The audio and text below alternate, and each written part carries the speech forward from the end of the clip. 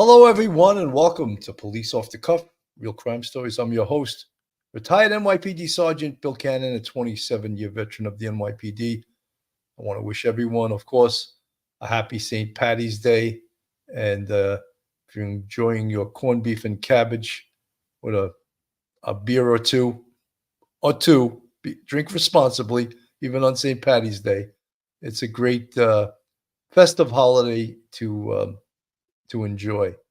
I got my hair cut, as you guys can see. This is my Marine Corps look. I don't know. I was never a Marine, but I like the short hair. You know, when you're my age now, you go into the barber and you just give them numbers. You know, usually say a 5 and a 4, but this time I said, you know something, that's not short enough. Give me a 4 and a 3, and they hit it on the head. So I don't know if you guys like it or not, but this is the new look. Anyway, folks, you know we're going to cover the crime in the subway. And one of the big questions we ask, and here's the thumbnail: crime in New York City, is rising crime in New York City a barometer of the entire country? Don't you think that the fears that would happen, that if crime goes up in New York City, does that mean crime is going to go up in the entire nation? A scary thought. However, I'm one of the NYPD officers that was from the era of the broken windows policing, where Mayor Rudolph Giuliani brought in broken windows policing. He brought in Bill Bratton, and they brought in the Comstat philosophy that dropped crime in New York City to the lowest rates it's ever been in the history of the city. However, that was a blueprint. That was a blueprint on how to fight crime. And the entire nation followed that blueprint because it was so successful in New York. They said, wow, what is New York doing? Well, they're doing broken windows policing, and they're doing this thing called Comstat, which was a management tool that held precinct commanding officers responsible for the crime in their community. After nearly 30 years of that and unbelievable success, predecessors that came in to New York City government threw it out the window as if it never existed, as if it didn't drop crime. And there was even criminologists and a journalist that said, oh, it's not policing, it has something to do with the population. They made all kinds of excuses. Trust me, it was policing, and it was the broken windows theory, and it was Comstat that lowered crime. Now we're seeing things that are really distressing, and I'm going to get into that in a little while because tonight I have a special co-host. Mike Geary's back from Colorado where he was visiting his daughter, and I'm so happy to have a co-host because I've been flying solo for probably the last couple of weeks. And now Mike is back. So, guys, hold on to your seats, hold on to your hats, your wigs, your toupees, whatever you got on your head, because you're about to enter true crime from a police perspective. And you're entering it off the cuff. You're entering the police off the cuff zone.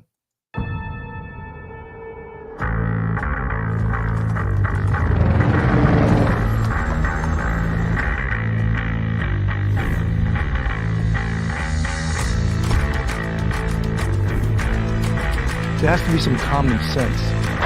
Yes, sir. They have the car stopped in 10th and Ranch, Michael Byler. We still don't know who pulled the trigger.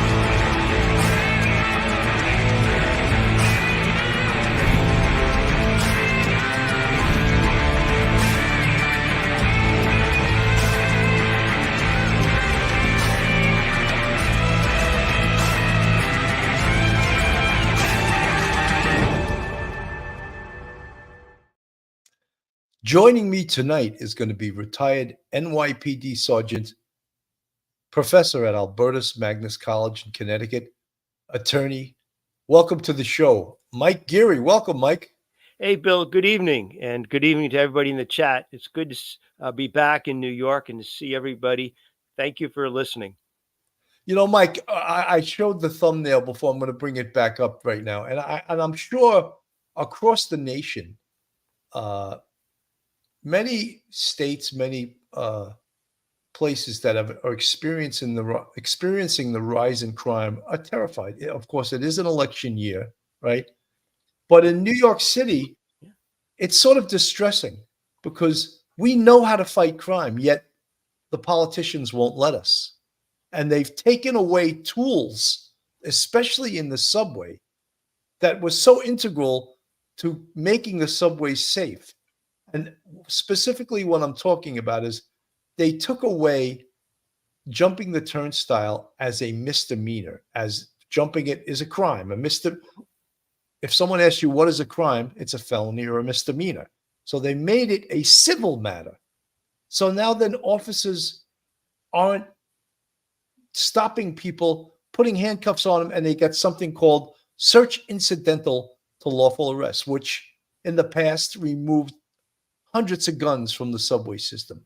So as a result, bad guys are coming onto the subway system with guns, with knives, and not even thinking about paying their fare. The first thing we asked the other day, and we're going to show you the video of the shooting on the subway car, was did that guy who brought the gun on the subway pay his fare? And guess what, Mike? The answer is no. He didn't pay. Did not pay his fare, right? So Right. we may think those that criticize that part of the broken windows theory of, oh, that doesn't work. It does work. He would have been stopped. He would have been arrested, and they would have found his gun. There would have been no shooting. So they would have prevented a shooting and a really almost like a terrorist act on the subway train. Your thoughts? Yeah, Billy, the idea of broken windows theory, it really started way back in 82 with a theory that, disorder within a neighborhood just begets more disorder and crime. You take care of the little things in a neighborhood, fixing the stop signs, making sure there's trash baskets, making sure that people feel safe, making sure that people feel like they can walk around in the evening. All of these signs of stability will lead to signs of prosperity, which will lower crime. It's a very simple thing that we've come to, almost 50 years ago now, really come to believe that is at the heart of anti-crime efforts. Therefore, stopping turnstile jumpers is stopping disorder, because when you have turnstile jumpers, they're not obeying the law. And so, therefore, you've got this great theory. It was put to the test in New York City. And you remember back in 1992, at the height of the most crime we ever had in our lives in New York City, we had over 2,000 homicides. That is an insane amount of homicides. And within 8 to 10 years, that was down to about 500 homicides. And we even got down to the part where it was about 400 homicides. And the reason for that was we had stop, question, frisk. We would handle people jumping the turnstiles. They would be treated as a criminal. They'd be handcuffed. They'd be frisked. And it was theft of services. It was a petty larceny. Without doing that now, we don't do that. People get on the subway. They know they can jump the turnstile. They don't even they just walk through the emergency door now. They don't even jump a turnstile. The police can stand there and watch them. The police will not grab them. Occasionally, if they do have a sweep, they'll grab them, and they will only hold on to them and actually arrest them if they have a warrant. If they have some sort of identification and it turns out they don't have a warrant, they'll actually let them go. It is a very scary thing because, as you say, those who commit crime on the subway do not pay their fare. They're not going to pay their fare and then with a firearm and then go robbing people. No, they run through the turnstile and they do it. It's a very sad state of affairs. And New York City, unfortunately, seems to be a microcosm of what's going on in many other cities in America. Peter Pranzo, Harlem Raiders, Lieutenant Pete, a great NYPD officer. Right. Quality of life crimes enforcement was and should be the backbone of policing in America. Lieutenant Pete, you hit it on the head, but you're preaching to the choir. I want to play a little bit of this. We can find passengers during the afternoon commute today. The NYPD gave us an update just a little more than an hour ago, and they told us the shooting happened on an A train at the Hoyt-Skirmahorn station in downtown Brooklyn. CBS 2's Lori Bordenero is there now with the very latest for us. Lori. And Christine, police tell us the man who was shot was actually the man who brought the gun onto that train. As you can imagine, some very terrifying moments for passengers this evening. It all unfolded just before 5 o'clock on the northbound A train here at the Hoyt-Schermerhorn station. Police tell us that a 32-year-old man got into the train at Nostrand Avenue when he was approached by a 36-year-old man acting aggressively. The two began arguing and then fighting, and police say that 36-year-old first pulled out a knife and then a gun. And that's when the You know, Mike, I just got to make a comment here. Right. I've never in my police career or at any time in the history of this world heard people describing two combatants as a 36-year-old and a 32-year-old. So what is the description of these two combatants? I've never heard that before. It's outrageous. It is just an insult to the intelligence of everyone. Why don't you want to say their race or their ethnicity, what Or they their were gender, wearing? right? Come on. It's crazy. Right. Oh, it's a 32-year-old. What does that tell anybody about who they are? Tells Right. you nothing. I even saw the police chief using that same vernacular. And I said, is this where we are in this country? Yes. This is outrageous. Yes. other man grabbed that gun and shot the 36-year-old multiple times. He was taken to the hospital in critical condition. Witnesses tell us they were crying and huddled together. They say police came onto the train with guns drawn, telling everyone to stay down. It's not a right thing to experience this at all because I don't know if I'm paralyzed. I still can't stand up. I have those two people right here helping me basically. Yes, that's how it is. It's not safe. It's not safe for us. It's very important that it be known there were multiple police officers in this station just feet away from when this train pulled in that actually heard the shots and were on scene within seconds. And the man who fired was taken into custody. It's not clear at this point if he'll be charged or if he was acting in self-defense. We're live in downtown Brooklyn. You know, it's outrageous. And one of the things that I see here too is that, you know, cops want to do their job. They really do want to do their job, but they have been so handcuffed by the politics of this city and the politics of this country. And it all started, of course, with defund the police. Mm-hmm. And then when I speak to police executives that are on the job right now, they say the biggest impediment is bail reform.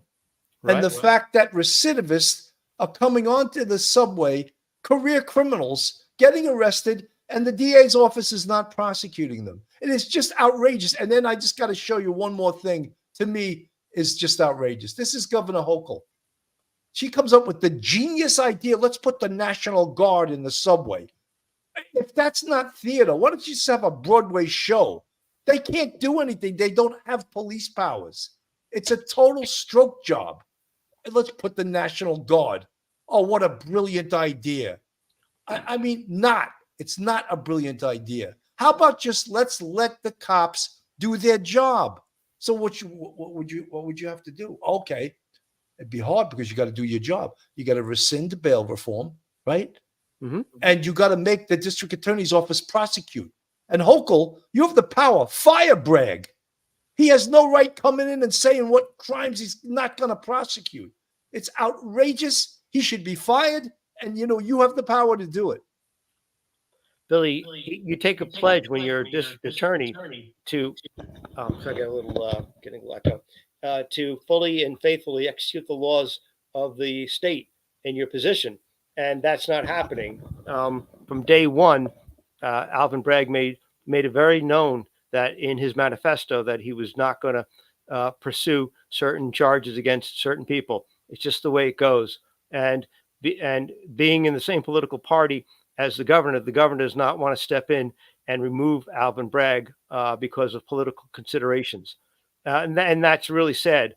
Looking at the National Guard in the subway, they don't make anybody feel any safer. In fact, they instill fear in people, subway riders, because they look at them and you see heavily armed men and women with rifles in a subway. It's insanity. It heightens the fear of people.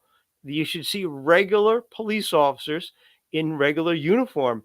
They have the National Guard in places, high profile places like Grand Central Station and Times Square, which are gun-free zones under New York state law.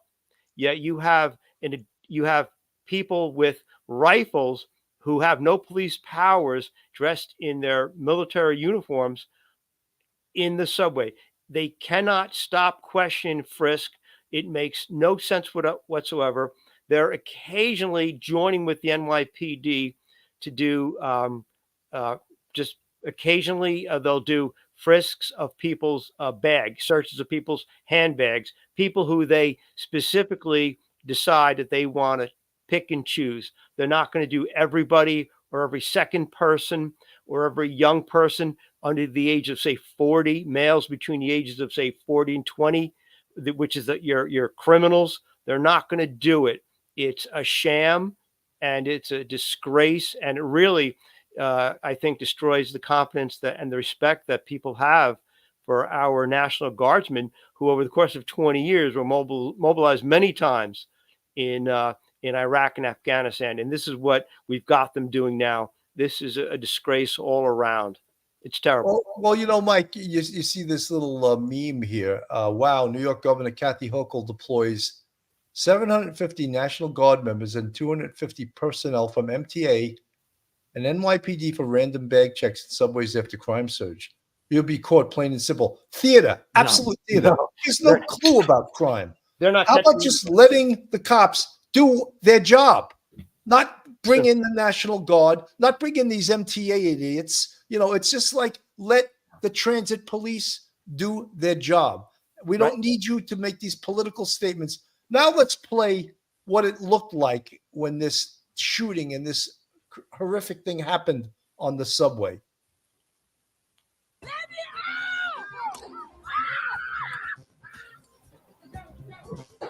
Chilling, that horrifying shooting on board a subway train yesterday in Brooklyn. As our top story continues this morning, extended video revealing a woman police are now looking for. She was with the 32-year-old suspect when they got into a verbal discussion, an argument. A physical dispute broke out with the shooting victim. And then it all happened on board an A train in downtown Brooklyn. The 36-year-old victim now in critical but stable condition. And this comes at a time when subway safety is really top of mind for New Yorkers. And they have questions. We have questions. We are joined now by MTA Chair and CEO Jenna Lieber. Thank you for being with us. I watched the video that was shot on the train as I rode on the This guy is the $450,000 a year chairman of the MTA. Totally clueless about crime. He's a bureaucrat. Listening to this guy is vomit. It's vomit-inducing. subway to work this morning with tears in my eye. The fear I felt on behalf of those passengers, I can only imagine. They were stuck on a train while this fight's happening and gunfire. It was horrifying. You watched it. What's your reaction? And what can you tell us, the riders, to make us feel even a little bit better today? Listen, you had, your reaction was the reaction of virtually every New Yorker I've spoken to. I was on the trains this morning. I've been on 4 or 5 times. I've sat with people and talked to them about it. They had the same reaction you did, that to be in an enclosed space with that kind of violence going on is the most unsettling thing that can happen. They also told me that the one thing that makes them feel safer in general is to have uniformed officers constantly present in the system, and that is happening. In this case, the presence of uniformed officers led to immediate apprehension. You saw in some of the videos the officers screaming down the stairs as people are rushing out of the system. So that is something that we're going to continue to focus on. Governor, mayor, it's all about pushing more uniform presence into the system because that's what our riders tell us I want. But your reaction is every New Yorker's reaction. We can't. One thing I'm going to underscore is guns. That guy had an illegal. Again, here he is going. He's going to guns. No, it's not guns. It's prosecuting people that use guns, criminals that use guns, not the guns. I can't take it. He's taking the talking points. He's like a puppet. Well, God, I'm not interested in arguing. I mean, we don't know now who was responsible and whether there will be charges or not. But what we do know is there was an illegal gun present. There are people in the United States who are pushing for there to be guns anywhere and everywhere, even in a crowded place like the New York City subway system. Governor fighting back on that, and I am insistent that we cannot have guns in the system. All of us that watch that video are just nauseated by imagining yourself in that situation. I live in Brooklyn. I take this particular train with my family, my 3 young kids. To imagine being huddled in this situation. You mentioned cops on the platform, which is amazing that they were able to apprehend the person when they did. However, there was no officer in this particular train car. It would be almost impossible from a numbers standpoint.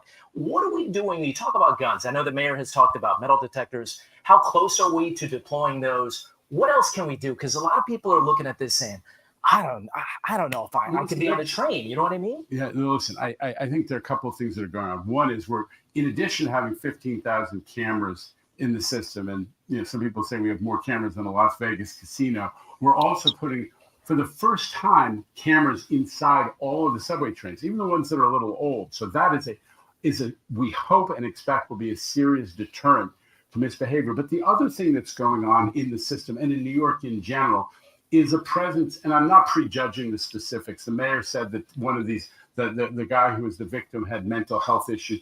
But broadly speaking, the other thing that New Yorkers are saying is that seriously mentally ill people need to be in treatment and not in the public space where they're suffering and in many cases acting out is terrifying to people.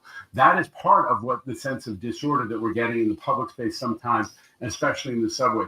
Part of the announcement last week that the governor did, everyone focused on National Guard, which spreads our uniform presence, but also she's giving us resources to go specifically at seriously mentally ill people who are living in the transit system so that the riders can feel safer. I think that we want them out and in treatment, and that will help. Well, and I know Danny has a question, and just to follow up on that, though, how is that process going to work? Are there teams going out right now, going through the system, saying this person needs to be removed and gets the help? Read the report that literally has gone on Gotham. Amazing that's like an aha moment.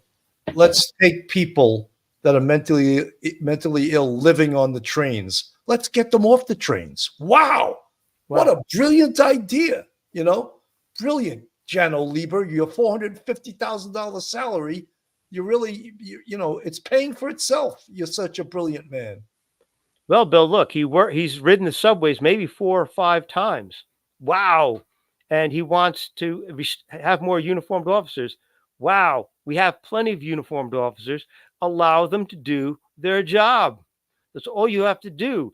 And putting, cameras in every single car, that's not going to help at all, because even if you catch these people with bail reform, they're out before the police even finish their paperwork. It's ludicrous. This is what you get for when you vote without even thinking about who you're voting for and not understanding the issues. In a democracy, you get what you vote for, and this is what we get in New York City. It's terrible, terrible, terrible. 100%. Here's some of the numbers on the screen. Respectfully, I want to say I don't think this is the day to debate congestion pricing. So, but I will say this: that the issue is subway safety for everybody. Yeah. The number of people who are going to be brought onto the mass transit system as relative congestion pricing is comparatively small. We had 4.1 million people on the subway yesterday. We're talking about adding 30,000 maybe. So the issue is safety for everybody. The cameras are actually being installed as we speak. That was Mike, the cameras, I think they're a good thing. However, they don't prevent crime. No. They just record it as it's happening. You know? And after the fact, you'll capture people, but they're not going to prevent, because bad guys, they don't even think about the cameras. They're going to do what they're going to do.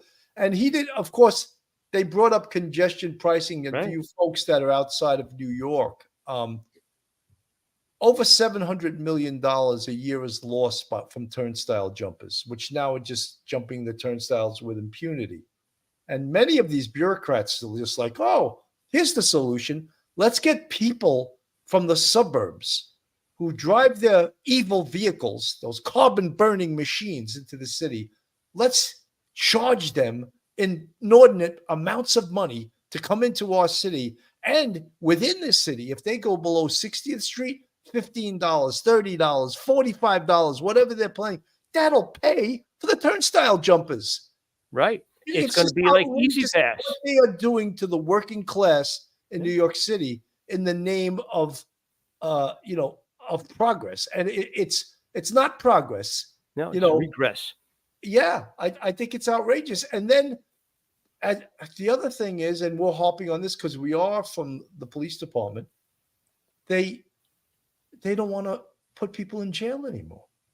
They want to basically give people different types of punishment, mostly no punishment, right? Because there's no penalty for doing some of the serious crimes that people are doing in this city.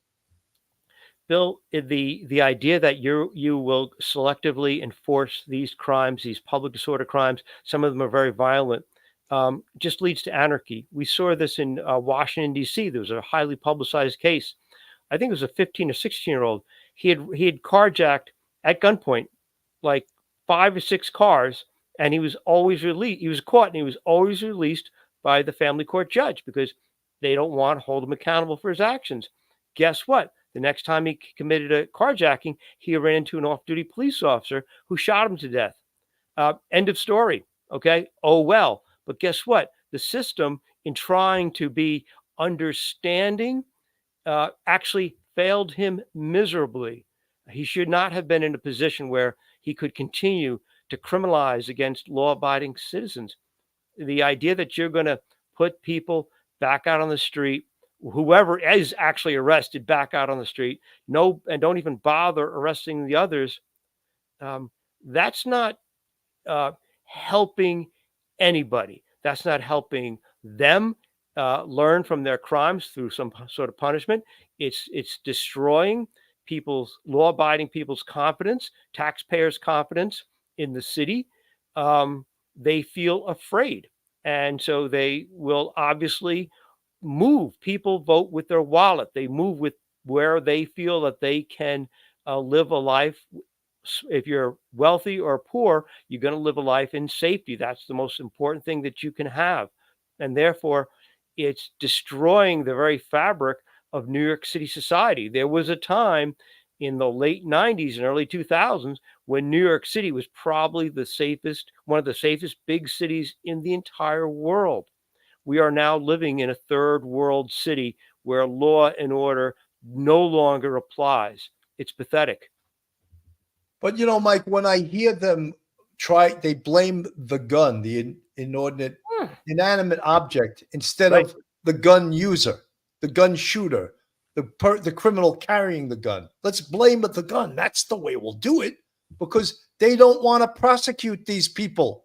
They don't. It's beyond, it makes no sense whatsoever. So let's create a smokescreen. Let's blame the gun, not the guy using it, because he could be mentally ill. You heard Adams already. Oh, he was mentally. I don't care if he's mentally ill or not. Right. Let the police grab him when he jumps the turnstile and take his gun from him. It's just, the stupidity is unbelievable. And Adams, again, he was a New York City police captain. He didn't do much police work, as I understand. I never worked with him, but he came from the era of Comstat, and he knows how it's done, but yet he can't do it because A, he doesn't know how, and B, they're not letting police do their job right now. When you think of some of the stupidity that has been leveled on New York City police officers, the diaphragm law, right? Mm-hmm.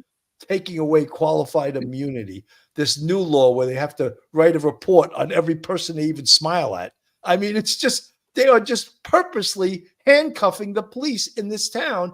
And you know something, what would serve the city well? That every taxpayer just leaves. The tax base leaves this city, because that's what they're pushing to do. Congestion pricing, let's penalize suburbanites for coming into this city. Let's tax the hell out of them so that they, they'll think twice about taking that carbon burning four-wheel drive vehicle into our city. Billy, I'm not sure if a lot of the people in the chat even realize there are people in New York City government, the city council, and even upstate New York in Albany, who actually want to take the guns out of police officers' hands, actually pass a law that says police officers can't carry firearms. B, close all the correctional institutions. Therefore, everyone except perhaps murderers will actually be set free. We're going to give them some sort of counseling, some sort of rehabilitation programs. Really, that's going to help. Okay, sure. I don't know what Candyland you live in, but that's not going to help. The idea that you will just turn law enforcement into clerks. We'll catch people, we'll take their name, we'll release them. Even if maybe we won't even catch them, maybe we'll just count the number of people who are walking through the turnstiles and give a report at the end of the day. You turn Border Patrol on the border with Mexico into not law enforcement officers, you turn them into clerks. And the people who come here and the people who live here, look at the conditions in which we live in New York City. This is not progress. It's not progressive. It's not progress. It's regressive. It's returning to a state of anarchy, and it's disrespectful, and it's disingenuous to sit there and say you have the answers when you obviously don't want to, answer the problem. Everybody knows what needs to be done. It's been done before. It's not brain surgery. We did it in the mid 90s all the way up until 2000s. We did it, and yet look where we are. We're back again to New York City in the 1970s, where New York City was out of control. And it's terrible. It's disrespectful to everyone. The mentally ill, they're flooding the streets because it's disrespectful to put them in an institution. Well, is it more respectful to them and more dignified to have them living on the subways? I don't think so. This is terrible state of affairs. It's anarchy. It's bad really government. It's bad politics. It's bad everything. Yeah. Folks, this is Police Off the Cuff. Real crime stories. If you like real crime, true crime from a police perspective, then you're in the right location. And if you're not subscribed to us, go on our YouTube, hit that subscribe button, give us a thumbs up, hit the like button, share us with your friends, your family, your dog, your cat, anything, your pets, whatever. Share us all over the place. And if you want to contribute to us financially, we have a Patreon with 3 different levels. And we also have a YouTube channel membership with 5 different levels. Folks, people have told me in the chat that the link to our website is down, and it's true, it's down.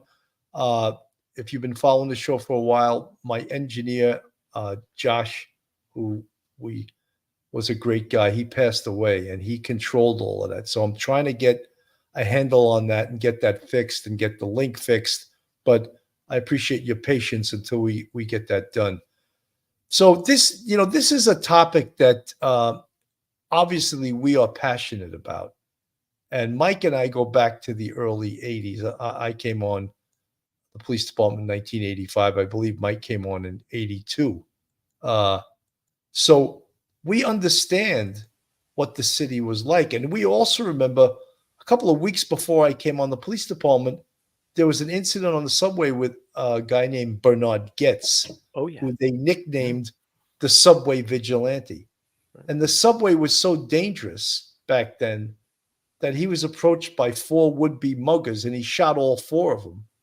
And the district attorneys prosecuted him for assault, and he beat the case after trial. Well, they slapped an illegal weapons charge on him, and he did some time in Rikers Island for that. But is New York City going back to those days? And I think me even mentioning this, I could see that guy, Jano Lieber. I mean, that guy, $450,000, that's what we get. He shouldn't be talking about crime. The transit chief of police should be. But you know something? Because he's not allowed to do his job, we get bureaucrats like Jano Lieber and Governor Kathy Hochul putting the National Guard there as total theatrical, just theater, because they're not doing anything. It's theatrical. Let's show guys in Green Army uniforms, and that'll make people feel better because, oh, my God, that's right. November is election again. Oh, you think that's why she's doing this? She has no idea of how to fight crime. And neither does Jano Lieber. It's just It's outrageous. And when we see stuff like this, knowing how to do this and knowing how to drop crime in the subway, knowing how to drop crime in the street. But I tell you right now, it's pathetic what they've done to the NYPD. They've practically tied one hand behind their back and they want to try the other hand now. That's next. It's just outrageous. Let me play a little bit of this here. What's going on in the subway right now? Commuters feeling anxiety after a new flurry of violent incidents in the subway system. And so today, uniformed National Guard members, part of the entourage, entering the MTA's Rail Control Center with Governor Kathy Hochul. These brazen, heinous attacks on our subway system will not be tolerated. Hochul deploying 750 Guard troops, along with 250 state troopers and MTA police. They'll be supplementing what the NYPD is already doing. Checking bags at, Mike, you know what it reminds me of? It reminds me of like tin soldiers. They're just standing there and with no intention of doing anything. And I don't blame the cops, because if they do anything, they're on video and they're looking to lock them up. So it's just like, it's so pathetic, because the answer is there, but yet we have to listen to politicians. Listen to Hochul. We will not what are you talking about? Of course you're tolerating it. You're the one that did this. You refuse to reform bail reform. You refuse to change the law. That's the key, Hochul. That's the key. Not putting National Guard on the subways. It's a joke. some of the MTA's busiest subway stations. For people who are thinking about bringing a gun or knife on the subway, at least this creates a deterrent effect. What the state will not do is pay the estimated $15 million per month in NYPD overtime the city is spending. Mayor Eric Adams asked the governor for that money. Her answer? The mayor has many requests before us in our state legislature. Many, many requests. And I'm glad to see that their surpluses are looking, or their finances are looking better than they had been. Hochul also said Mayor Adams didn't join her at the podium today because of a schedule conflict. The mayor instead appearing on 4 different TV stations, bringing a poster to highlight his focus on repeat offenders, the same criminals over and over in the subway system. We don't have a surge in crime. We have a surge in recidivism. Okay, let's stop right there. Okay. They have a surge in recidivism because the district attorney will not prosecute. So when he says that, okay, but what is the reason? Well, it's because say it. It's because, and then Hochul, you can do something about that, not stand up there and I'm going to put the National Guard on there and guns are bad, but we don't prosecute people that use guns, just people that have legal guns. It's like, it's so pathetic that we have to listen to this nonsense. Bill, okay, go ahead. Go ahead, Mike. I just want to say that the people who are the politicians, remember, the governor, the district attorneys, the mayor, they have complete immunity from their actions, from personal civil liability and criminal liability for their actions. The only people who can be held civilly or criminally liable for their actions are the police, who lost their immunity. So therefore, whatever the mayor does that might be insane, or the governor does that might be bizarre and actually just hurt law and order, they can never be held liable. The only way that you could stop them is to vote them out of office, because they will not be held. They have immunity. Everyone has immunity except the police officers in this case. And that is, pardon my language, ass backwards, upside down. 100%. Lula Morocco, thank you. Coming back, YouTube member, Lula Morocco, an old friend of the show. Thank you for rejoining our YouTube and becoming a member. Much appreciated. Let me go back to Eric Adams here. Some commuters today skeptical bag checks can make a dent. There are just too many people. I don't know how many bags they can really go through. But transit officials are also adding cameras in the conductor cabin of trains. 1 week after a conductor in the Rockaways was slashed. The MTA chairman on today's overall security response. I think these initiatives are going to make the system actually safer and feel safer. Thanks for watching. Stay updated about breaking news. No, that's, something. That guy, again, he's a bureaucrat. He's been around too long. I think it's time that he looks for another job. Because the amazing thing about it is that why is a bureaucrat talking about crime? Let's get the transit police chief up there. But you know why? You know why, Mike? Yeah. Oh, sure. They cut his legs out from under him. Oh, yeah. Right? Well, absolutely. The end of his career. We don't No. want you talking because you might know something about crime, and we don't want to really talk about crime. We just want to talk about Disney Perceptions. World and things like that, because there's no truth to any of this. It is all theater. It is absolute theater. Lou Lemoracco, thank you so much for the $10 super sticker. Very much appreciated.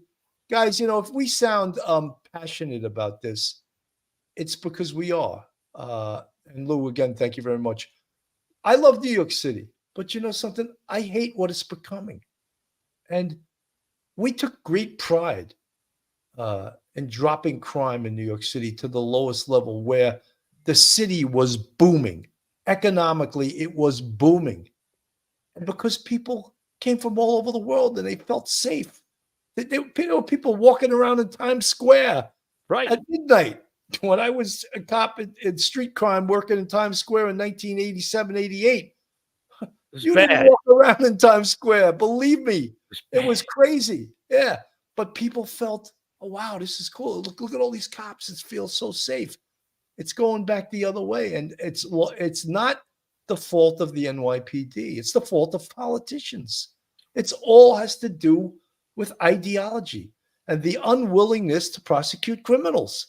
That's what it comes down to, Mike. Yeah, Billy, we see this ideology over common sense in San Francisco, in LA, in New York, and places like that. It's because there is no consequence for doing it, because they know they can't be held responsible. The only thing they can be held perhaps is responsible is if they get voted out. But we see it's look at San Francisco. Look at the reputation of San Francisco. Look at Chicago. They call Chicago Chirac because there's so much violence. You do not want to turn into another Chicago or another Newark or another Detroit. That city has been trying to rebound for decades, and they can't get back to where they once were. The Motor City is in dire straits.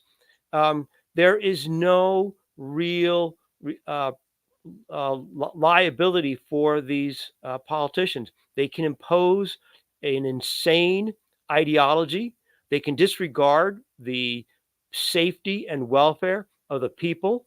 They can decide not to enforce the laws that they are sworn to enforce, and they have no fear of any sort of retribution whatsoever. They're driving around in cars with police escorts. They're not like you and me, riding the subway in fear, riding the buses in fear, walking the streets in fear, driving around in fear, worrying about being hijacked at a red light. They have none of those fears of ordinary citizens in these cities. So therefore, they can't even relate. To them, it's only a theoretical problem. They've never had a gun stuck in their face. They've never been beaten and robbed.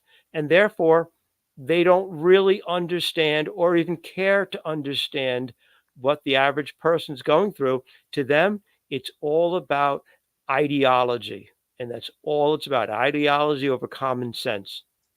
Doesn't a normal citizen that goes to work every day, takes the subway, takes the train, takes the bus, don't they have an expectation that government provides a safe environment for them, a safe subway, a safe bus, a safe street? But yet, the only way you can have that is if you support the police that are providing that safety. All the cameras in the world, all the smoke and mirrors, all the National Guard members that you put on the train, all the rhetoric of making Times Square a gun-free zone, which is the biggest joke on this earth. Oh, yes, I just saw a criminal read the sign, gun-free zone, and said, oh, my God, I better go home and put my gun home because this is a gun-free zone I'm in. I mean, it's so ridiculous that that they think the public is stupid. They really think the public is stupid and they don't pay attention to the politicians. Dr. Vinny Boombatz, I love that name. In New York City, you're on your own, that's for sure. JW, actually, it's all by design. Could be. Unsolved crimes uncovered. Mary Michael, we truly are within a spiritual or something happened where nothing makes sense anymore. It's absolutely pathetic. Yeah. Fuzzy Doxy, DeSantis fired a DA for not doing his job, was letting people off easy. Yeah, that did happen. And I don't know. I don't know where this is going. I just think that it's so, the city that I love, the city that I gave half my life to, it's really disheartening to see what's going on. And when I see even the big bosses, they're not even the ones talking. They got the politicians talking at these. What happened to the NYPD police commissioner? Right. Caban, he doesn't even talk anymore. They have this new guy who's an appointed deputy commissioner. Where did he come from? He was a detective. Right. And he's the guy talking, and the PC isn't it? What happened? I guess he must be on his way out because they got the PC being silenced. You got this guy, Jano Lieber, talking. Like, what does he have to do with safety? Well, you ordered a million cameras, and then he's the bureaucrat that wants congestion pricing because you got to pay for all the people jumping the turnstile. Let me play this. After hearing about what happened on board that subway, a man with a gun gets on board, and at some point, multiple shots are fired. Fox 5's Ashley Rodriguez is live at the Hoyt Skibberhorn station. And Ashley, you actually talked to a woman who was on the train. Oh, yes. And this was just a traumatic and terrifying experience for commuters who are just thankful to be alive today after 4 shots rang out inside the train. Now, the NYPD says this is just one incident, but that rider I spoke to, she said this was all she needed to live through to know that she never wants to ride the train in New York City again. I don't want to be in New York. I don't think it's safe for me. Sherry Paul clutches a pillow as she recounts Thursday night's subway shooting that left riders panicked as a man was shot in the head before their eyes. I heard him screaming and I lifted up my head and I saw him. Sherry was able to record the moment a 36-year-old man began to randomly provoke a 32-year-old man. There you go, the 36 and the 32-year-old. Evaded the fare. Hold on, this is the key to everything. Here's the key, what we were talking about. This is how you solve subway crime. They have evidence the 36-year-old evaded the fare, a strong indicator he was up to no good. So he jumped the turnstile. He didn't pay for his fare. And we've been harping on that the whole show. That's how you get criminals out of the system. Criminals don't pay their fare. Grab them at the turnstile. Grab them at the gate. They would have got a gun from this guy. But no.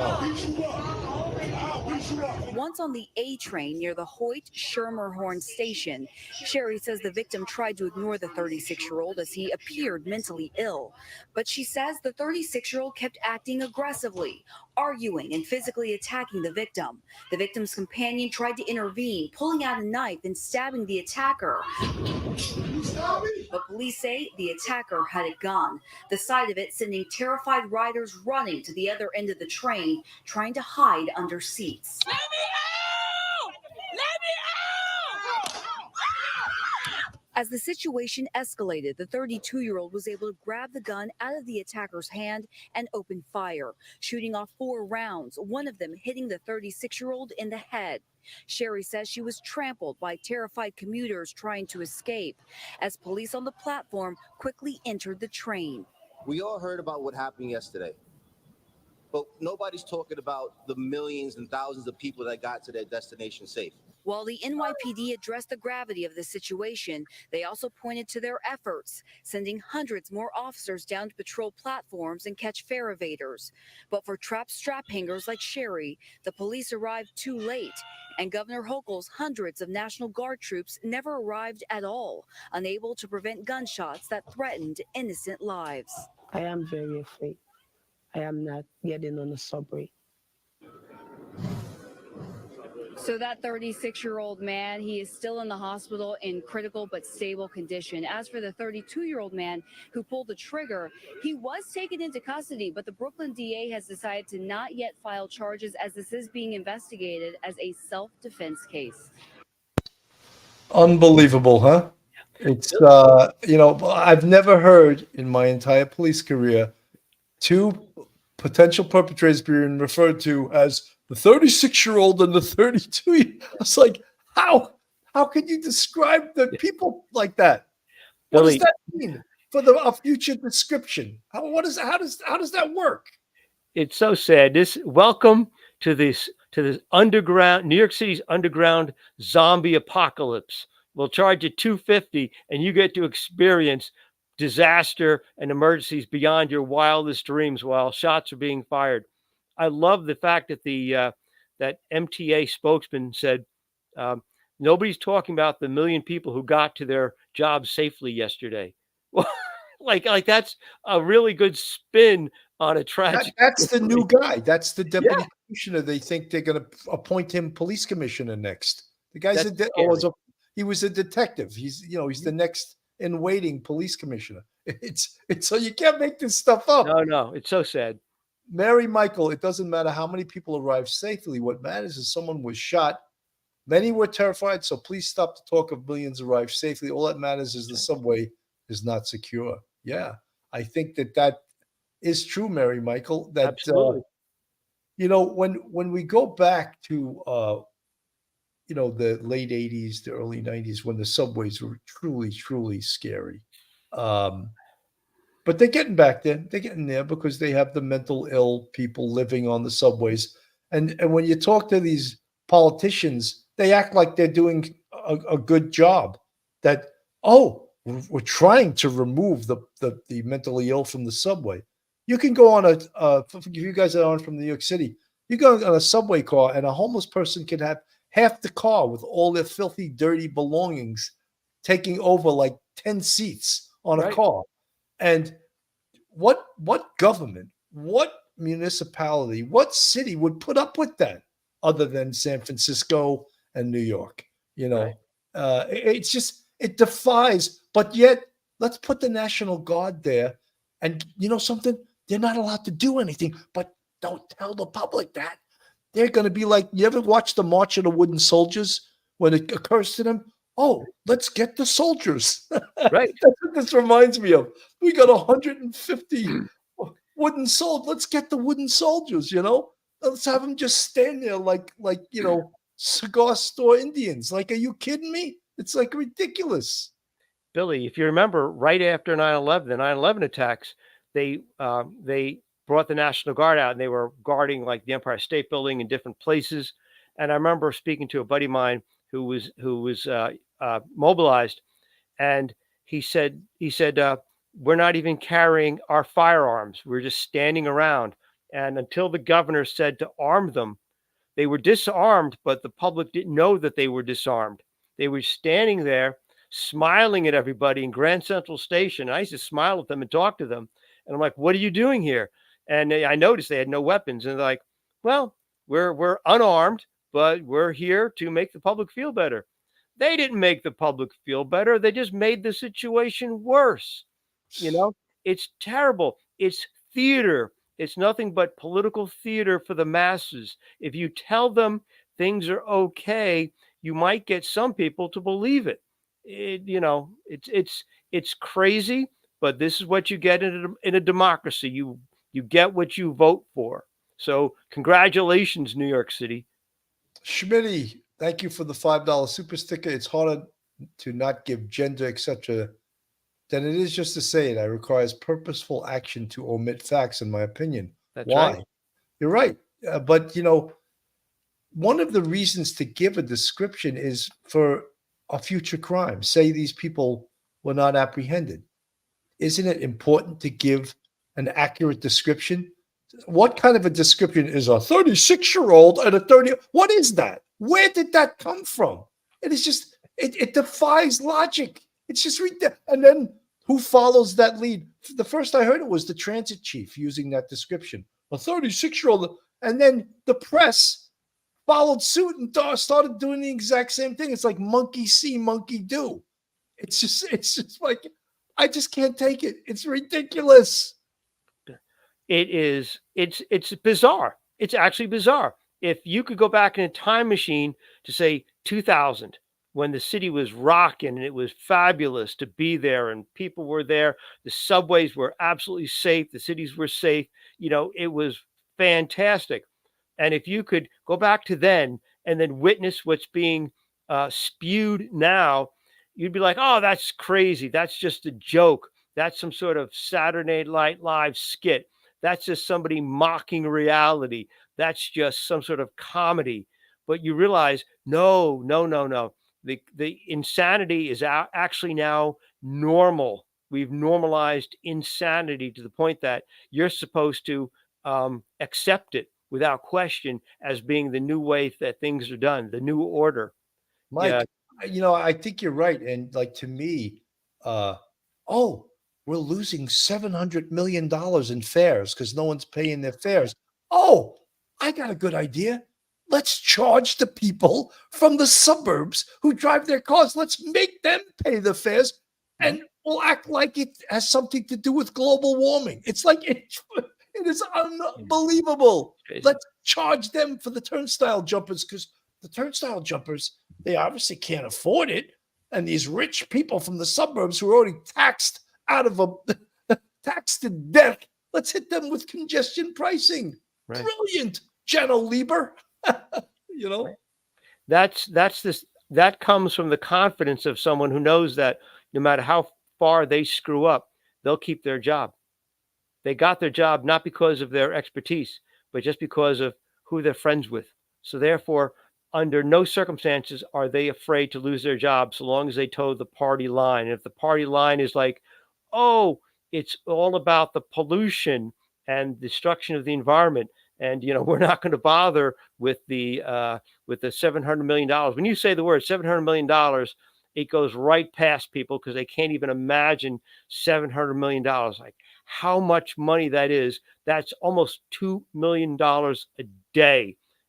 When you break it down, you and I can think about it and go, oh my God, you got to stop that, staunch that flow of money out of the city coffers. But just think about it.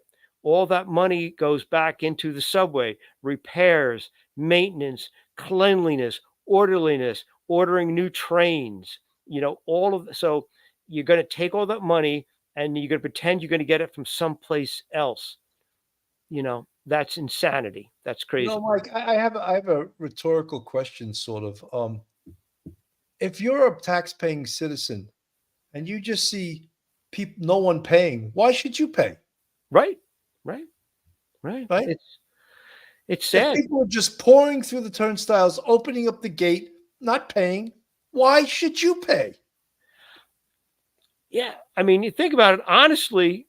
If you go down there and you have your Metro card and you and your wife or your friend, you go down, why should you swipe? I mean, it's kind of weird. Like, why should you swipe your Metro card and spend your money when the gate 6 feet away is wide open and dozens upon dozens of people are just you're actually kind of foolish when you think about it, to pay your fare. It's sad. It's really sad. It really is. If you're standing online to pay for something at CVS and somebody runs out the door without paying and there's no punishment, there's no anti-crime efforts, why shouldn't you just get offline and run out the door? It's really, really degenerative to the human spirit. And it leads to, it's sad. Yeah. Folks, if you're looking for a great attorney, you don't need one for jumping the turnstile, but if you're looking for a great attorney in the New York metropolitan area, then Joe Murray is your man. Joe's a retired NYPD police officer and a fantastic defense attorney. You can reach Joe on his cell phone at 718-514-3855. Email him at joe@jmurray-law.com or go on his website, jmurray-law.com. Not only is Joe a fantastic defense attorney, but he's a huge supporter of the Police Off the Cuff podcast. There's a picture of Joe on the screen. Former boxer, former NYPD police officer, a great guy. So, if we sound passionate about this topic, I think it just is, it's almost too hard to believe that this is what's going on in the city. And to tell you the truth, I feel sorry for the cops. I really do. I mean, I can't even imagine. It's what they're up against has to spur them on to do nothing. Did you hear that? To do nothing. Because there's really no penalty for doing nothing. No. But doing something, you get into all kinds of trouble. Right. CCRB complaints, district attorney complaints. So, it's just that's getting into fights, getting into altercations. And if the politicians are not going to back up the police, then maybe they're just like the National Guard. They're just standing there like wooden soldiers from the March of the Wooden Soldiers, and like this. Like, is anyone afraid of that gun right there? He's just standing there. It's probably not even loaded. And then I believe that Governor Hochul went on the View, I think it was, and said, "Oh, it was a mistake to let them carry their guns." Like, oh my God, will you stop?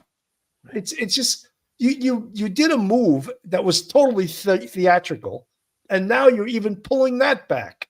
It's just like here's the question. This was our dissertation from minute one tonight. New York City subways crime wave sparks National Guard action. Crime in New York City. Is rising crime in New York City a barometer for the entire country? Well, guys, there's an election coming up in November for president. There's 3 candidates now, right? There's Joe Biden, the incumbent, Donald Trump, and there's Robert F. Kennedy Jr. And you bet they are terrified of him, right? A third candidate in a 2-party system, they're terrified of Robert F. Kennedy Jr. And to tell you the truth, I would love to hear what he has to say, Right. I would love to hear what he has to say about this topic. What do you think about this, Mr. Kennedy? What do you think about, what they've done to the police in several big cities, not just New York City? What do you think about district attorneys refusing to prosecute crime? How did that happen? How did we give a district attorney that level of power where they can go against the state penal law and tell the public what they're going to prosecute and what not prosecute? I think it's outrageous. Mr. Kennedy, could you comment on this? I would love to see a third-party candidate, because the 2-party candidacy, it's not working. It's not working at all. Billy, I agree 100%. Robert Kennedy is an attorney. When I was a student at Pace University in White Plains, he was actually in charge of the environmental program, and Pace had one of the best environmental programs in the country. So he's from the area. He's from the New York City metro area. And to have someone just interview them and say, do you have any, as an outsider, do you have any, any sort of new and improved ideas or something, a perspective that we're missing or that people are missing? Give people a third choice, because we've lost a lot of respect and a lot of confidence in the people of the 2 parties that are there already, that have been dominating politics for almost 200 years. It would be fabulous to see that sort of question, posed to someone who is a familiar face to many people, but also would be a new voice for some possible new perspective and maybe a change of direction and a change of how we do things. That would be fantastic. And I'm glad it scares a lot of people, because, having somebody challenge you is very scary. And Mike, I don't know if you realize, but RFK Jr. was a Manhattan district attorney, assistant district attorney. Oh, I didn't know that. Okay, I didn't know that. Oh, that would be even better. That would be even better if he'd done this. He has been a prosecutor. Yeah, that would be great. He became an environmental attorney. He was from an association called River Keepers. Okay. And they worked out of Pace University up in Pleasantville. Yeah. And what he did was he sued companies that were dumping sludge and chemicals into the Hudson River. And they were doing it with impunity till this law firm aligned with River Keepers, and they cleaned up the Hudson River to the point where species of fish and other animals recovered from the river, and the river's clean now. I mean, I don't know if I would still to this day eat the fish out of the Hudson River, but it's there used to be a plant, a automobile plant in Tarrytown, Yes. a General Motors plant, and apparently, and I don't want to say, but they were involved in dumping some stuff into the river, and he sued them, and he sued a lot of companies along the Hudson River, and he was very successful, and largely the Hudson River was cleaned up because of his law firm. That's going back many, many, many years ago. In fact, I was at a park in Westchester one time with my kids, and he was there with a bunch of people from River Keepers, and they were dragging a net through the Hudson River. And when they pulled the net in, it was loaded with fish. And he held up like this bass that hadn't been around for years. And I took a picture of it. And I remember I sent the picture. This was during the time where you actually had to have a hard copy of a picture. Right. You know? You actually had to get it developed and all of that stuff. There was no, cell phone cameras. But that's going back a lot of years. Anyway, just to get to the point, it would be great to have a third candidate like that. And I think our country could really, Scotty, Scott Wagner, I just saw you, Scott. There you are. I just said that, Scotty. JFK Jr. was a assistant district attorney in Manhattan, as was John F. Kennedy Jr. Was a assistant district attorney in Manhattan. Also, all the rich kids can become Manhattan DAs. That become it's a lawyers. good starting place. But it is a good, it is a good starting place. Anyway, again, I would love to see Robert F. Kennedy, and I would love to get Robert F. Kennedy Jr. on this show and interview him. I've been trying to get him on the show. If you're listening, Robert F. Kennedy Jr. or your press people, I would love to get him on this show to interview him about what he would do about crime and what does he think about crime in New York City? What does he think about crime in major cities? What do you think about district attorneys not prosecuting?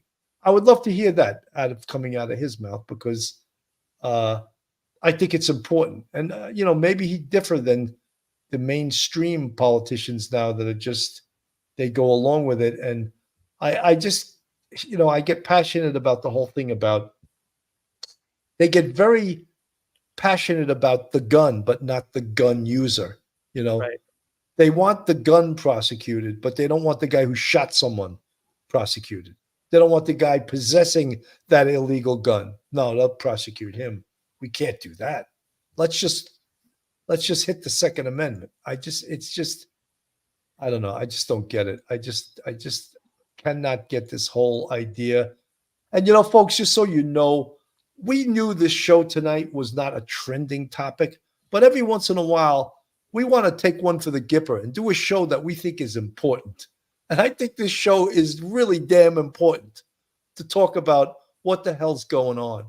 And even though there's not a million people in the chat, I enjoy doing this show. And as I said, I get passionate about this because it's so damn important. Mike, with that said, I mean, we both got passionate about this. Your final thoughts, Mike. Bill, I just want to thank everyone in the chat for, and I've been watching the chat as Billy's been speaking, and they've shown some videos. Thank you. We Billy and I do believe, and Phil believes, we believe that New York City, like other cities, there are microcosms, small microcosm of what's going on, and the idea that people have lost faith in the